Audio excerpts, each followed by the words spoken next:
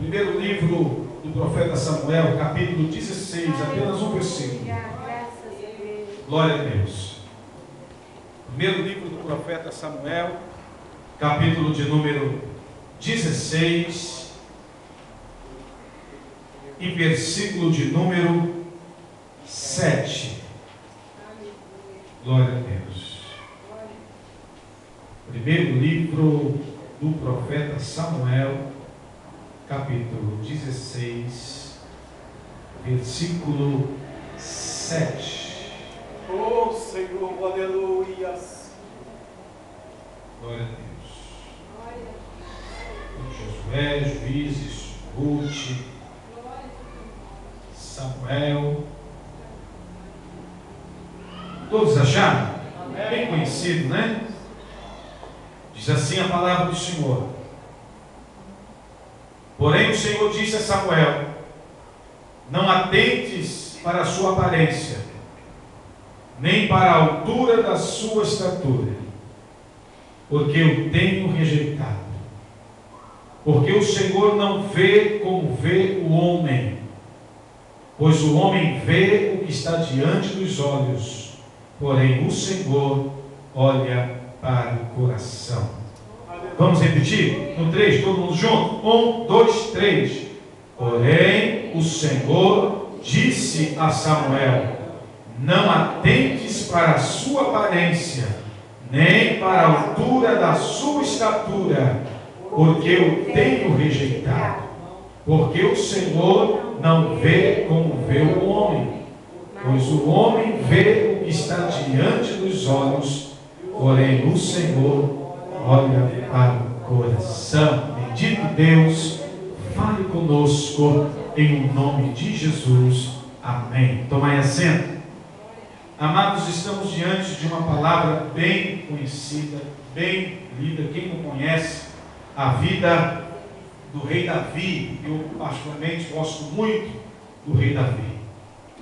E aqui nesse contexto, todos sabem que Deus havia rejeitado Saul como rei, porque Saul havia desobedecido. Saul saiu daquilo que Deus tinha projetado, mesmo contrário, porque na realidade a escolha de Saul foi o povo que escolheu. Deus assim sempre guiava o povo de Israel. Quando Israel começou a observar que as outras nações ela andava com reis governando, ela sentiu o desejo também de ter um rei. Então o que acontece? Amém. Então Deus assim, eu entendo que Deus se entristeceu naquele momento, porque quando Samuel foi orar a Deus, diz a Bíblia que Deus disse a Samuel: não é você que eles rejeitaram, é a mim que eles rejeitaram, então dê a eles o que eles querem. Pois bem, deu Saul. Saul saiu dos projetos, fez muitas aberrações, desobedecendo. E se tem uma coisa que Deus não aceita, é desobediência. Diz a Bíblia que agora aprove Deus escolher um novo rei. Manda Samuel ir até a casa de Jessé.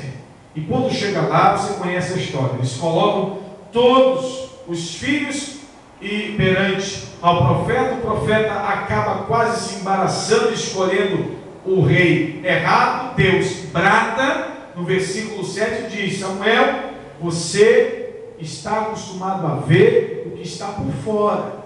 Eu conheço o homem por dentro. Você conhece aparências. Eu conheço o coração do homem. Quando Deus quer nos julgar, e quando Ele vem para nos julgar, Ele julga tanto a você quanto a mim pela intenção do nosso coração. É por isso que Davi, mesmo tendo errado, a Bíblia chama ele de um homem segundo o coração de Deus. Não que Deus apoiou o erro, ele sofreu consequências por isso, mas Davi era um homem que tinha o seu coração sincero diante de Deus. Viu? Então, diz a Bíblia que Deus chama a atenção de Samuel. Samuel para, e aí ele pergunta: acabaram-se os mancebos? Ou seja, tem mais alguém aqui? E uma coisa que eu acho interessante é que quando ele pergunta se tem mais um, Jessé diz que havia o menor.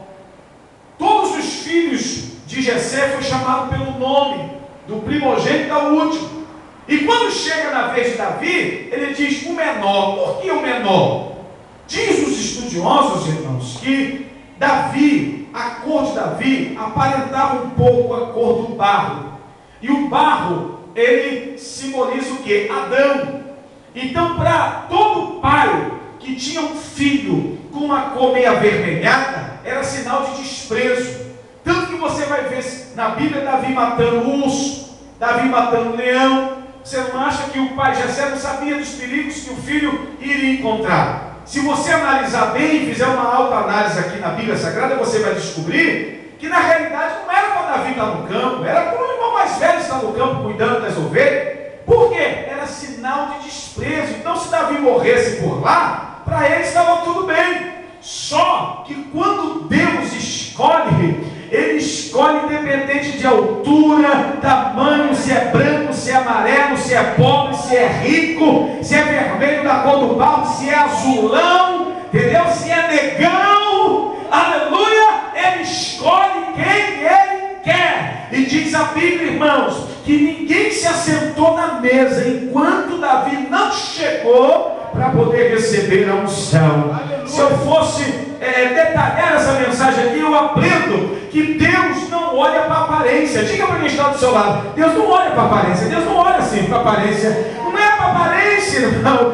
Aleluia, glória a Deus. Se você fosse olhar, né, pela lógica, Deus deveria chamar lá os políticos, né, os homens lá de Brasília para poder fazer a obra. E Deus, independente disso, Ele chama quem Ele quer. Ele chamou o menor. É o menor que disseram que era? Então é o menor que eu quero usar. É o avermelhado que está lá? É a cor de barro? Então é esse que eu quero usar. Deus não olha para a aparência, Deus só quer saber se você está na brecha para Ele poder te usar. E eu quero perguntar: quem quer ser usado por Deus aqui? Levante a mão e glorifique o nome do Senhor. Deus quer usar você. Diga para quem está do teu lado: Deus quer usar você. Diga para ele: Deus quer usar você, querido.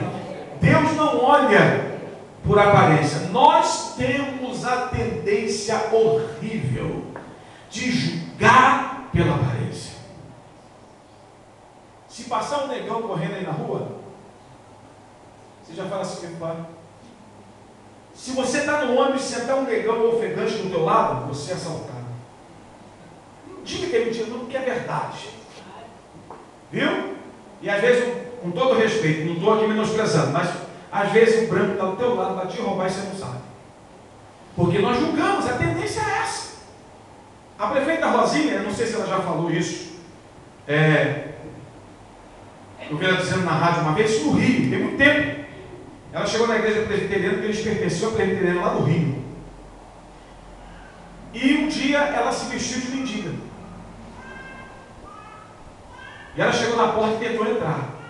Ela tentou entrar, e aí os obreiros, né? Você imagina, lá no centro do Rio, só o perfume, né, cheiroso, chegar alguém fedendo perto, vamos botar para fora. E ela tentava entrar e eles empurravam daqui, tentava entrar e empurrava daqui, empurrava de lá, empurrava de cá, até que ela conseguiu sair do meio deles, foi lá para frente, o pastor já olhando meio assustado, né, meio intocável, lá na frente. E quando chegaram para segurar, ela começou a tirar, tirou a peruca, aí foi tirando, aí o povo olhou. Nessa época ela era governadora. A governadora. Aí muda o tratamento, né? Porque a gente julga pela aparência.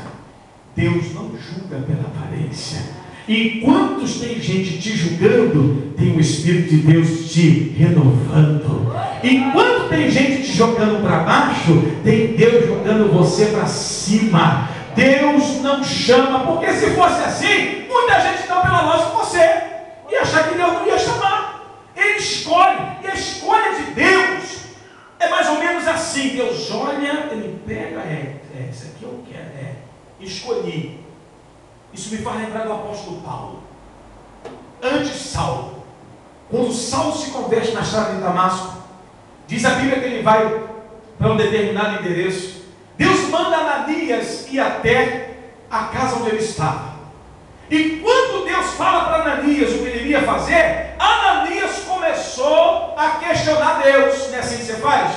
Começou a questionar: Senhor, eu vou falar com esse homem. Esse homem matou, esse homem fez, esse homem aconteceu, esse homem perseguia, esse homem matava, esse homem estava presente na na morte de Estevão. Esse homem fez, aconteceu, e eu imagino Deus, na minha maneira de olhar, Deus assim de braço cruzado, olhando para Ananias, deixando Ananias falar. E quando Ananias terminou, Ananias, terminei, botou tudo para fora que você queria, botei, falei, vomitei tudo.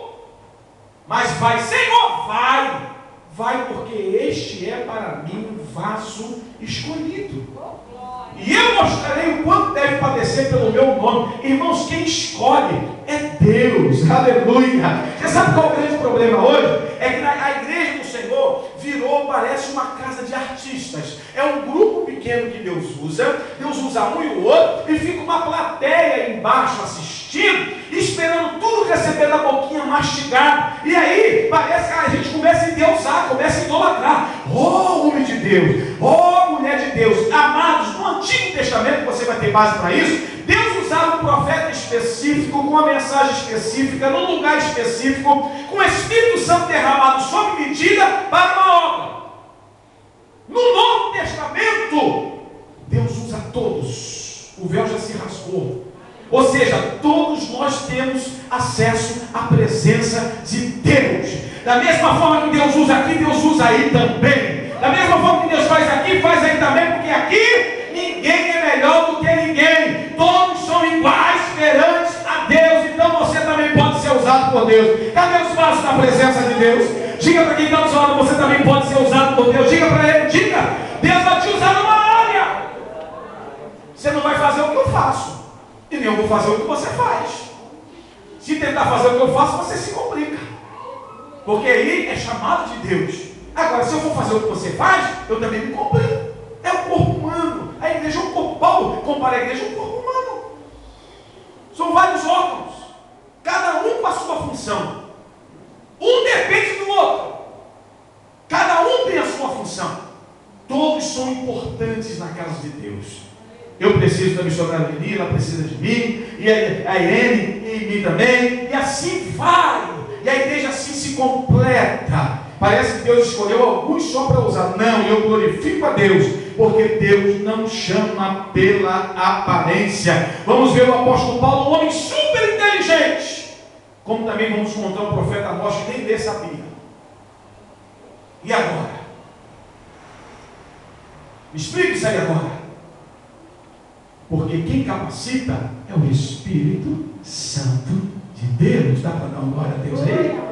Então a primeira lição que eu aprendo é que Deus não chama por aparência. Repita comigo: Deus não chama por aparência.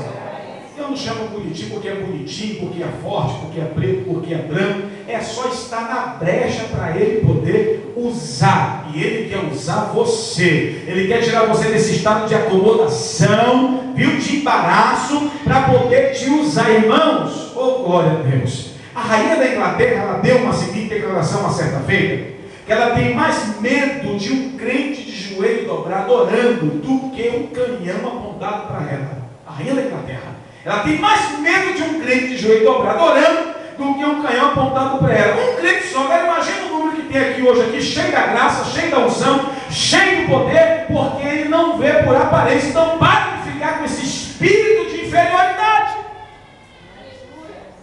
Que Deus não me usa, que Deus não me quer, ninguém me ama, ninguém me quer. Para com isso. Isso é Satanás colocando, tentando colocar na tua mente que você não é nada, que você não pode, que não tem jeito para você. Mas eu venho como profeta de Deus para a tua vida dizer: quem te escolheu foi Deus. E Deus te chamou desde o ventre da tua mãe. Eita, Júlia! Levante a mão para adorar, porque é uma unção de Deus aqui. Glória a Deus. Você querendo ou não, Ele vai te usar. Diga para quem está do lado: você querendo ou não, Ele vai te usar. Querendo ou não tem para onde correr. Aleluia! Ele vai te usar. Então deixa esse espírito de fraqueza, de inferioridade sobre a tua vida. Isso é Satanás querendo te parar. Mas Jeová está aqui para poder acender você.